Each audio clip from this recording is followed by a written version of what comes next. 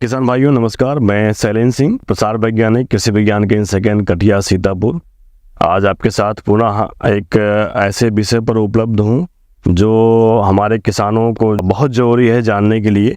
कि हम जब अपने बागान पर या अपनी फसलों में या अपने बगीचे में पुष्पवाटिका में आप छिड़काव करने जा रहे हैं, तमाम ऐसे रसायन हैं, तमाम ऐसे तत्व हैं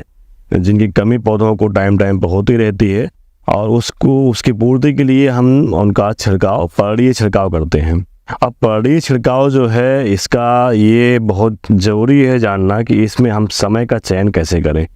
आपको यह पता होगा किसान भाइयों कि पौधे अपना जो भोजन बनाते हैं वह कैसे बनाते हैं, उसका एक ही मात्र साधन होता है, उनकी जो पत्तियां होती हैं, उनको जो स्टेम होते हैं, उस पत्तियों से प्रकाश संश्लेषण क्रिया पूरी होती है। और यह प्रक्रिया कैसे होती है उसको मैं किसी पत्ती के माध्यम से अगर आपको बताना चाहूँ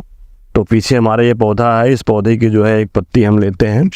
और इस पत्ती पे मैं आपको दिखाना चाहूँ। ये आप उससे देख नहीं पाएंगे लेकिन आपको ये पता होना चाहिए कि ये पत्तियां ही ऐसी एक इसके पौधे का मुख जो है पत्तियां होती हैं और इसके स्टेम होते हैं।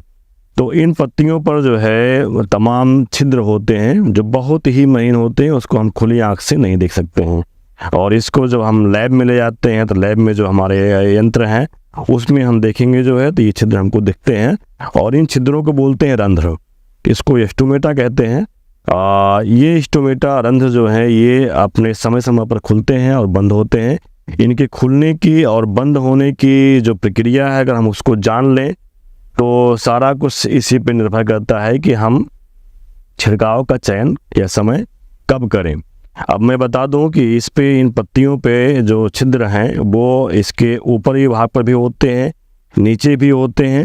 और इसके अलावा जो हमारे पौधे हैं, पौधे के जो मुलायम टहनी है, जो इसके स्टेम है, उन पर भी छिद्र होते हैं। अब जो इनका जो भोजन बनाने की प्रक्रिया है वो इन्हीं से पूरी होती है। पौधे जैसे जैसे आपका धूप होता है, प्रकाश संश्लेषण क्रिया जो है जिससे उनका भोजन बनता है वो यहीं से होता है। और जब ये स्टिमोटा खुलता है, खुलता कब है कि जैसे आपका जो भोर काल है, आपका जब सूर्य उदय होता है उस समय ये स्टोमेटा खुलता है और जैसे जैसे समय बीतता जाता है और सूर्यास्त का समय आता है, जो सूर्यास्त हो जाता है तो ये स्टोमेटा बंद हो जाता है। लेकिन इस बीच में भी जो है आपको हम बता दूं कि जब धूप बहुत तेज होती है, बहुत तेज धूप होती है, उस समय भी स्टोमेटा बंद हो जाता है। तो कभी कभी हमारे किसान क्या करते हैं कि जब भी पूरे दिन भर में जब भी समय उनको मिलता है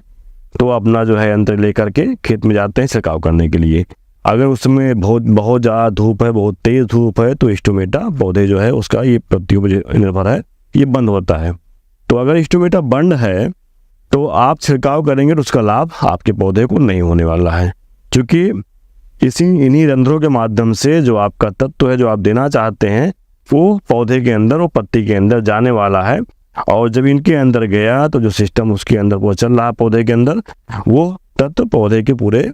स्टेम के माध्यम से, पत्ती के माध्यम से पूरे पौधे में फैल जाता है, उसको लाभ मिलता है। लेकिन अगर प्रकाश संश्लेषण क्रिया नहीं हो रही है,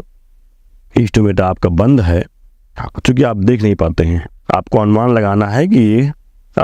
स्टोमेटा कब खुले होंगे।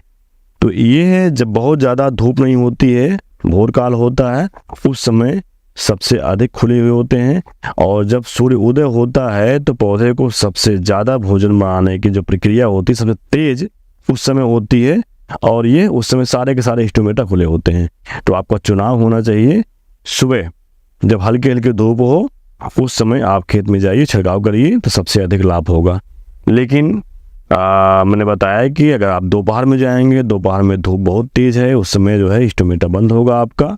तो इसका लाभ आपके पौधे को नहीं मिलेगा। हम बात करेंगे सायंकाल की, सायंकाल में भी होता है, जैसे जैसे आपका सूर्य अस्त हो जाता है तो स्टोमेटा अपने आप को बंद करने लगते हैं, ये बंद हो जाता है। लेकिन शाम के समय भी कुछ ऐसे छिद्र हैं, कुछ ऐसे रंध्र हैं जो खुले रहते हैं, उस समय का छिड़काव आप करते हैं तो आपका जो माइक्रोन्यूट्रिएंट है, तत्व है, वो पौधे के अंदर जाएगा तो ये पत्तियां उसको ले लेंगी। लेकिन उस समय प्रकाश संश्लेषण क्रिया उसमें नहीं हो रही है, पौधे अपना खाना नहीं बना रहे हैं, तो ये जो है उसके पूरे पौधे में नहीं जा पाएगा और वह आपका तत्व पूरे पौधे को नहीं मिल पाएगा।